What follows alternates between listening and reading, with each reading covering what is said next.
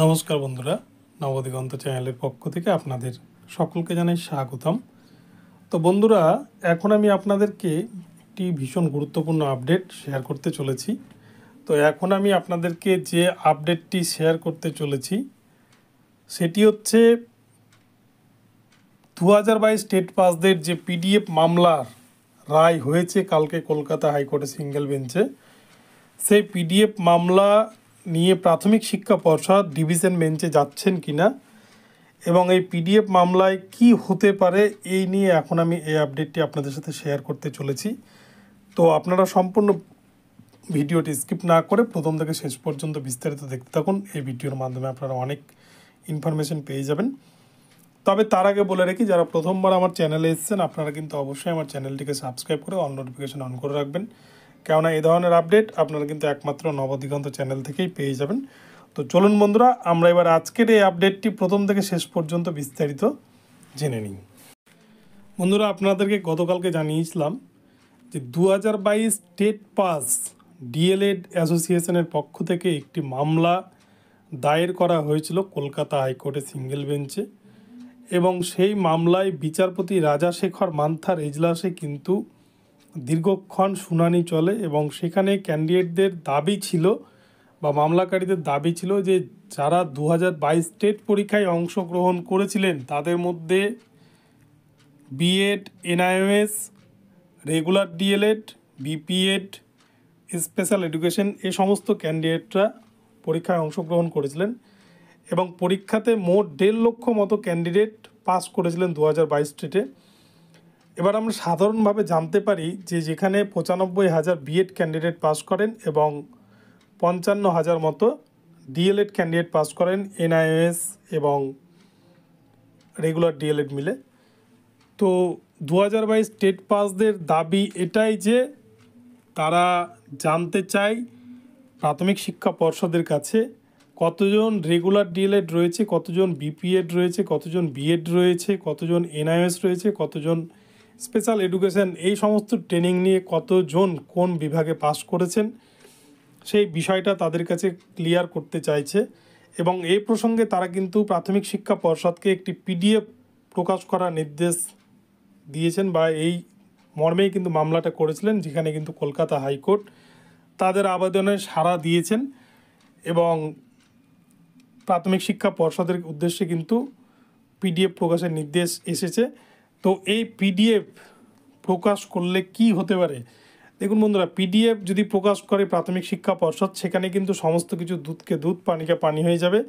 যে কতজন actually regular DElEd আছে সেটাই কিন্তু 2022 স্টেট পাসটা জানতে চাইছে। কেননা আপনারা জানেন গত 11ই আগস্ট 2023 তারিখে সুপ্রিম কোর্ট থেকে যে জাজমেন্ট এসছে যে বিএডদেরকে প্রাথমিকের শিক্ষকতাতে বসতে দেওয়া যাবে না বা বিএডকে অবৈধ ঘোষণা করা হয়েছে। এবং তার কিছুদিন পরে কিন্তু আপনারা দেখেছেন এনআইএসকেও প্রাথমিকের নিয়োগ প্রক্রিয়া থেকে বাদ দিয়ে দেওয়া হয়েছে। এনআইএসকে শুধুমাত্র ইন সার্ভিস টিচারদের জন্যই ঘোষণা করা হয়েছে। তাই এই ক্ষেত্রে কিন্তু 2022 স্টেট পাস যারা রেগুলার ডিএলএড ক্যান্ডিডেট আছে তারা পরিষ্কার বুঝে গিয়েছে, যদি তারা এই পরিসংখ্যানটা নির্দিষ্ট করতে পারে যে কতজন রেগুলার ডিএলএড রয়েছে, তাহলে কিন্তু সেই হিসেবে তারা পর্ষদ সভাপতির কাছে ভ্যাকান্সির দাবি করবেন এবং তাদের সকলেরই কিন্তু চাকরি কনফার্ম হয়ে যাবে। যেহেতু পর্ষদ সভাপতি নিজের মুখেই 2022 স্টেট পাসদের জানিয়েছিলেন যে 50,000 ভ্যাকান্সিতে তাদের জন্য নোটিফিকেশান আসবে, নিয়োগ বিজ্ঞপ্তি বেরোবে। তাই কিন্তু তার 2022 স্টেট পাসটা তাদের জায়গায় অনর এবং তারা এই দাবিতেই কিন্তু কলকাতা হাইকোর্টে মামলা করেছেন যে 2022 স্টেট পাসে কোন বিভাগে কতজন পাস করেছেন এই পরিসংখ্যানটা তারা নির্দিষ্ট করতে চায়।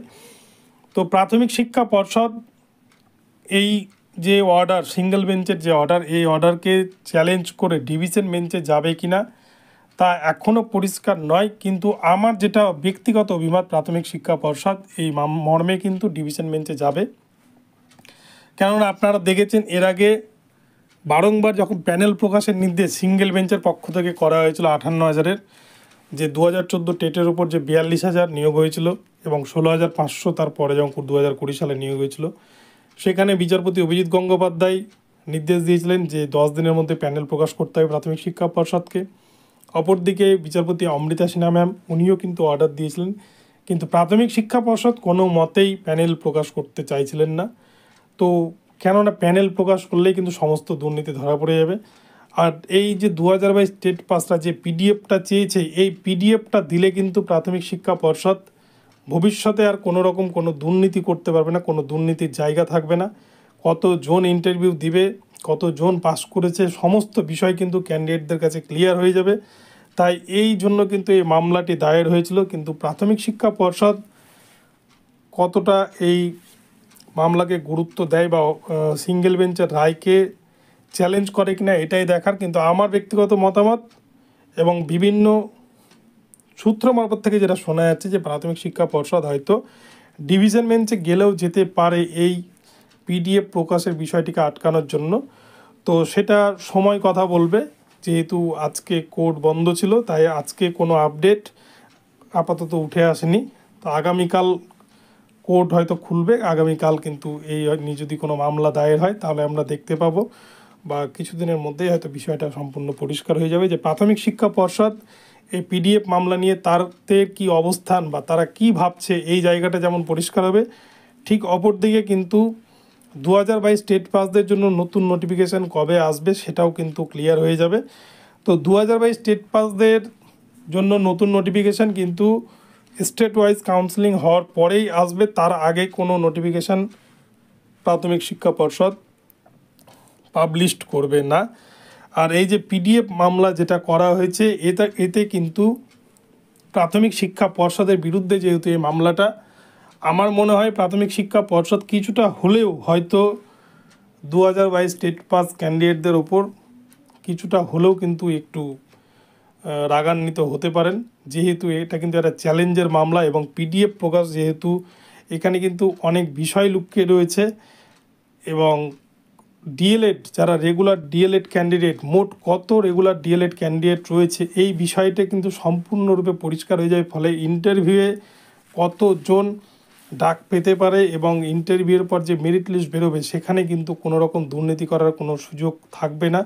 তো যাই হোক, কি হয় সেটাই দেখার। কিন্তু প্রাইমারি বোর্ড আমার যেটা মনে হয় ডিভিশন বেঞ্চে হয়তো যাবে এই পিডিএফের মামলাকে আটকানোর জন্য, অথবা সিঙ্গেল বেঞ্চের নির্দেশের উপর একটা স্থগিতাদেশ জারি করার জন্য। তো যাই হোক, সেটা সময় কথা বলবে। তো বন্ধুরা, এখন এই পর্যন্ত রইল আপডেটটি। আপনাদের আপডেটটি কেমন লাগলো আপনারা অবশ্যই কমেন্ট বক্সে জানাবেন। ভিডিওটি ভালো লাগলে চ্যানেলটিকে সাবস্ক্রাইব করে দেবেন এবং আমার ভিডিওতে লাইক শেয়ার কমেন্ট করতে ভুলবেন না।